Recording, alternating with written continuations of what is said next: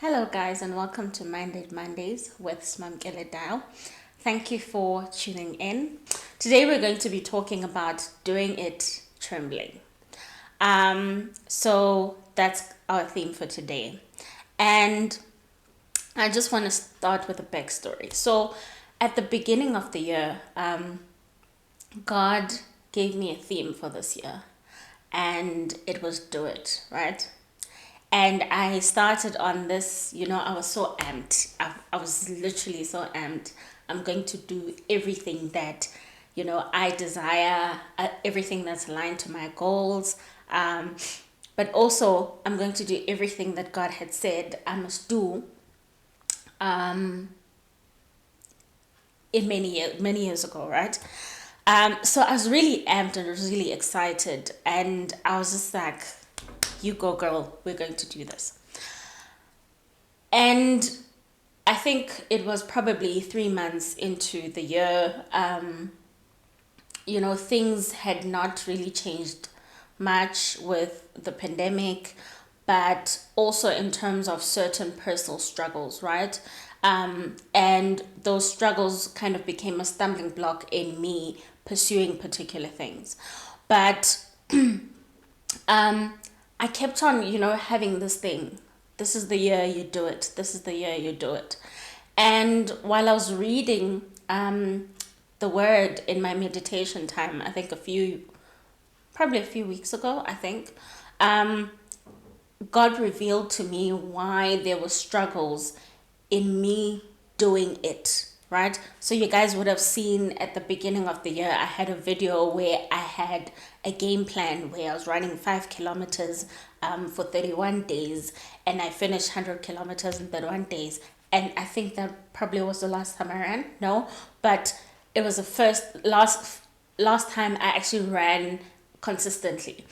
And so, taking care of my health was not just the only thing that I was really going to do this year. And so I was reading the word, and God gave me a revelation or an understanding of why certain things became stumbling blocks. And I just want to share this word from that perspective, right? So today's theme, do it trembling. So we're reading from the book of Luke, chapter 5. And I'm reading from the NIV version, from verse 6 up until verse 11. From verse 5. Simon answered, Master, we've worked hard all night and haven't caught anything. But because you say so, I will let down the nets. When they had done so, they caught such a large number of fish that their nets began to break. So they signaled to their partners in the other boat to come and help them. And they came and filled both boats so full that they began to sink. When Simon Peter saw this, he fell at Jesus' knees and said, Go away from me, Lord. I am a sinful man. For he and all his companions were astonished at the catch of fish they had taken. And so were James and John, the sons of Zebedee, Simon's partners. Then Jesus said to Simon, Don't be afraid. From now you will catch men. So they pulled their boats up. They pulled their boats up on the shore, left everything, and followed him.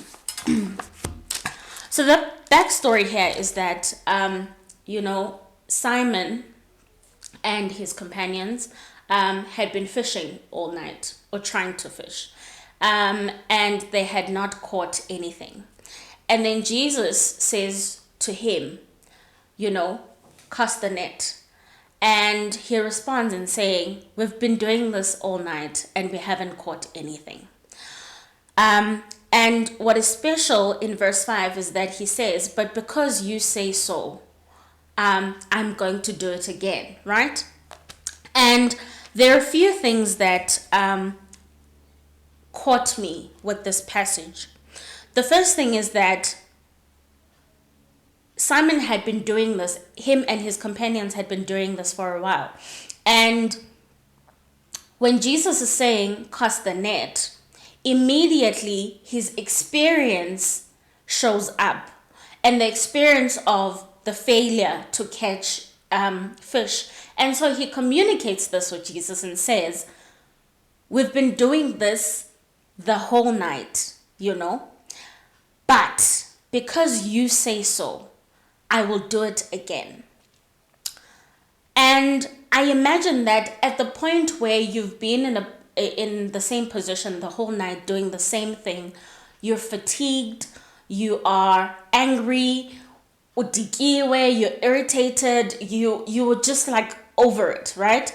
And because of the character of who is commanding you, you decide to do it again.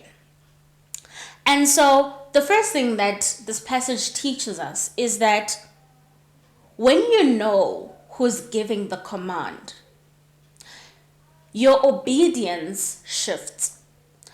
Your perspective shifts, in the sense when you know that it's God who's speaking and saying, do it again. Even if you've done it and you failed at it. Even if you've done it and, it failed. So even if you started the business and it failed, if I am saying do it again, cast the net, your response should be, I acknowledge that I've done this before. And you and God know that I've done this before. But because you know better than I do, and because I know who you are, I am going to do it again. I'm going to cast the net again, right? And that teaches us that if we don't know the character of God, we can't even recognize his voice. And we get easily discouraged by certain things failing, certain projects failing, relationships failing, that we don't want to do it again. And so this idea of doing it trembling, Simon Peter is teaching us that even if you have stayed all night, and the symbolism of all night is not just all night in the practical sense or in the literal sense, but all night in the sense of you've spent years pursuing umchado, for example. You've spent years trying to get that degree. You've spent years trying to get your family to be saved. You've spent years just really pursuing a particular thing, right?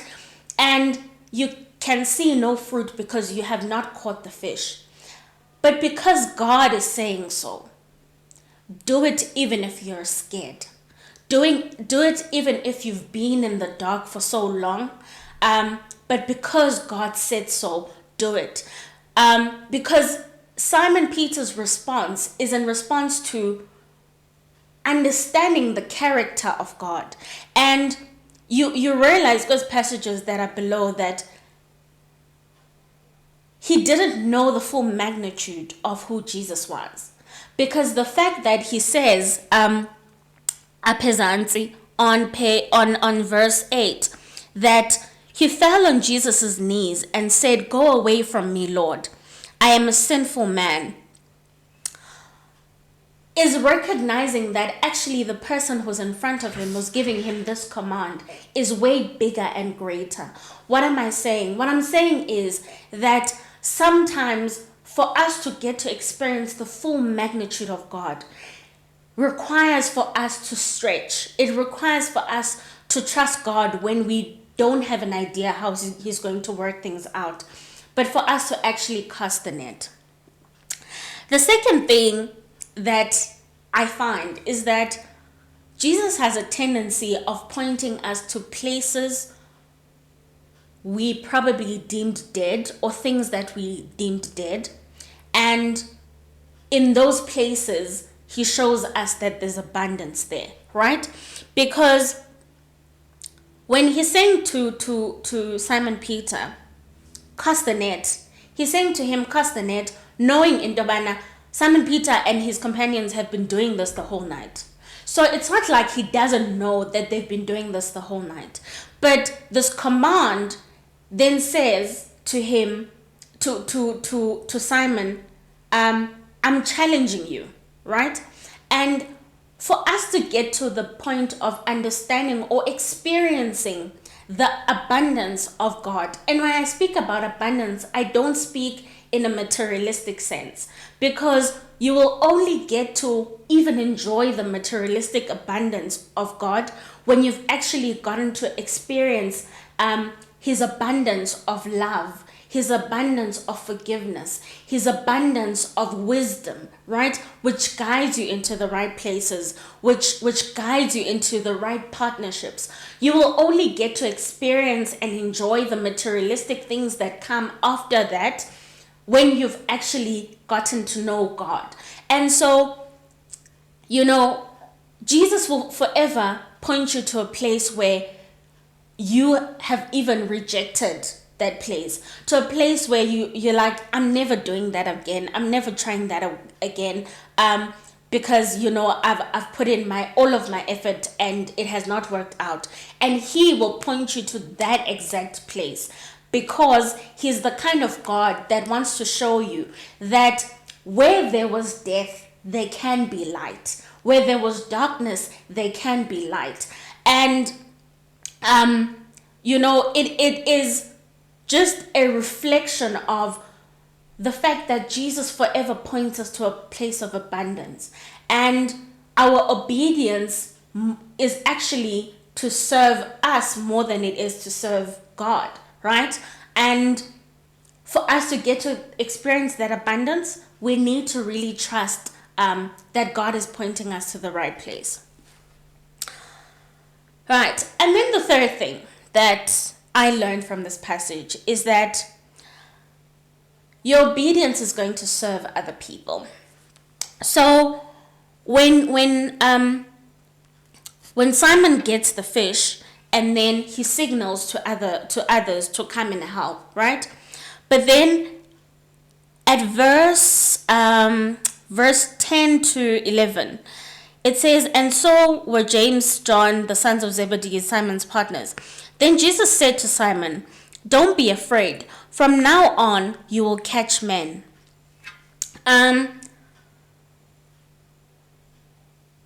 When God challenges us to do particular things, our insecurities get triggered. Our fears are on the rise. Our anxieties are on the rise. Even the things that you were told as a child that you can't do, and now God is saying, do it. It's like, but God, I don't qualify to do these things, right? And after Simon does this thing that Jesus has commanded, in Domana, cast the net, and he does cast the net, then a testimony of plenty of fish comes, right? Where they catch all of these fish and it's in abundance. And then what then happens is that because other people are seeing what has happened, they now get to see or experience the power of obedience, right? And the power of listening when Jesus speaks. But then at the end, Jesus then commands that lendo that you were doing, because you are going to go and catch men. But how are we going to go and catch men? We are going to go and catch men with our testimony. So when God says, do this, and then you harvest from that thing, that seed that he said you must sow. Or when God says, cast the net, and you come up with the fish, you're going to go and testify that I was fearful because God had said I must do this, and I had been doing it for years and it was failing. But with me trying again, I got to experience a different thing from what I was used to. That is the power of testimony. Then another person starts to buy in Dobana. I want to experience this God who can even change the failures into, triumphs. So my point is that when we share our testimony, which comes from a place of obedience, we can then be able to say to other people, God has done it for us, and you can try him as well.